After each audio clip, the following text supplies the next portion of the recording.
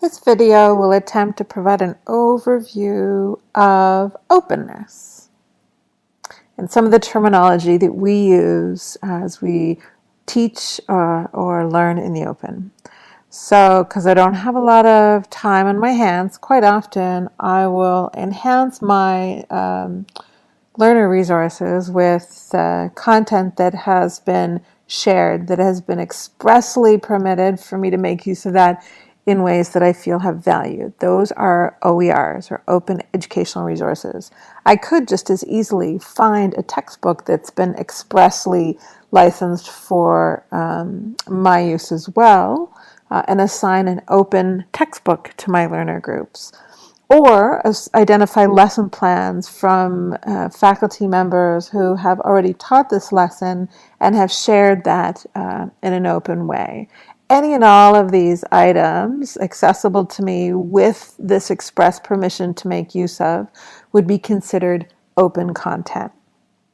Because of the growing number of open content items available to me, especially in my subject area, I could just as easily identify collections, elements, lesson plans, modify those lesson plans to suit my needs, and create an entire course, an open course from all of these content elements together as one package to help to teach a concept or a philosophy, perhaps, of openness. Altogether, once licensed as open courseware, it requires a particular license where the creator or the author of that content expresses the level of openness this particular item can have.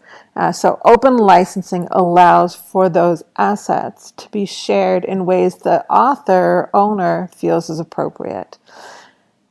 Because I do open license, I would be considered to have open teaching beliefs.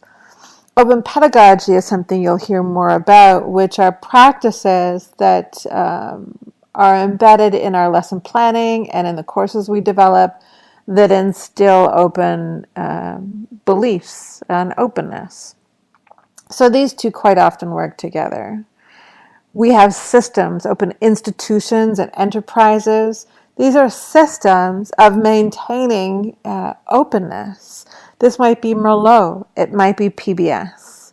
And as a result of the formalization, these organizations and enterprises, we end up generating, creating, and at this point now, refining open policies and practices that ensure open access to resources and to knowledge, really, basically.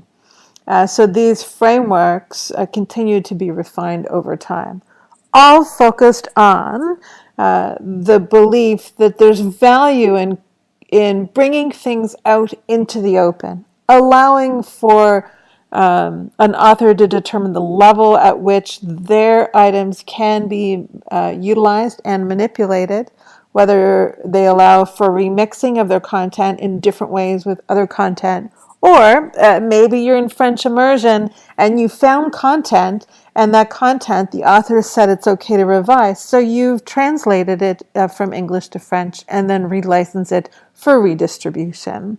That maintains the system and enhances what's available.